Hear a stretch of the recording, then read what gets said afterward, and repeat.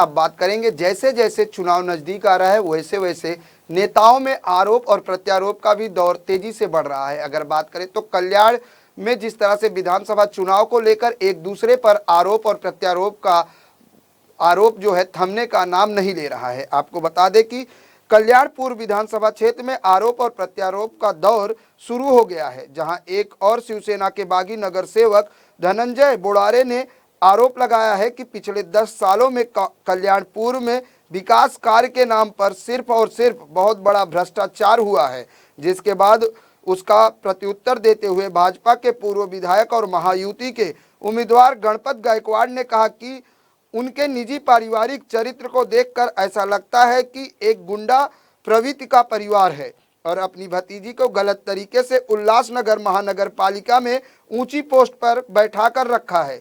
यही नहीं, उसी भतीजी का जब प्रशांत लहाने ने विरोध किया था तो उसे डराया और धमकाया गया, जिससे परेशान होकर प्रशांत लहाने ने महानगर पालिका के गेट के सामने खुद को जलाकर आत्महत्या कर ली थी। अभी भी वह मामला न्यायालय में चल रहा है।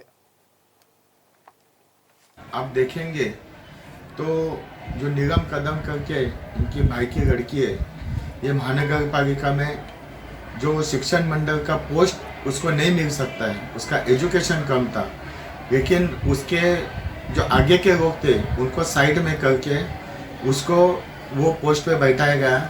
और उस वक्त प्रशांत राणे करके इसने जब ये ऑब्जेक्शन उठाया था और इनके भ्रष्टाचार का उसने ऑब्जेक्शन उठाया तो उसको हमेशा डराना, धमकाना, उनको जाति के ऊपर से गाली देना, ऐसे सब करने के बाद उसने महानगर पालिका के सामने आत्महत्या की। और ऐसे गुंडे लोग जब चुन के आते हैं तो आने वाले समय में हर आदमी को उसकी तकलीफ हो सकती है, इसलिए ऐसे गुंडे को लोग चुन के नहीं देंगे। और निगम कदम का अगर आप भ्रष्टाचार देखोगे तो करोड़ों रुपए का भ्रष्टाचार है।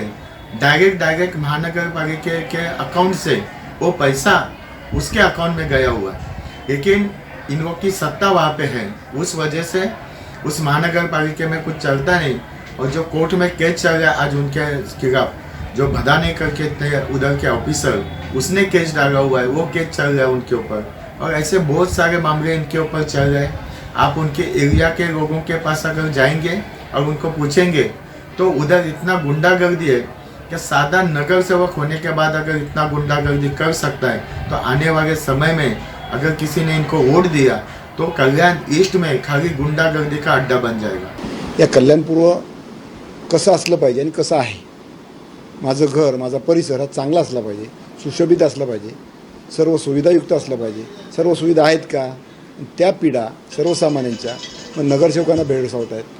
प्रशासन बरोबर चालत नाही, सिस्टम अडॉप्ट झालेलं नाही आणि सर्व महाराष्ट्र शासनाकडून झालं पाहिजे। त्याचा प्रतिनिधी तसा असला पाहिजे की मला एक तर काही विजन असलं पाहिजे, त्याच्यानंतर विजन आहे तर प्रेझेंटेशन असलं पाहिजे आणि प्रेझेंटेशन नंतर फॉलोअप असला पाहिजे। या तिन्ही गोष्टींच्या अभावामुळे या कल्याणपुरेचा विकास हा होऊ शकला नाही आणि म्हणून सर्वानुमते सर्वांनी घेतलेला निर्णय प्रत्येकाच्या जनमानसात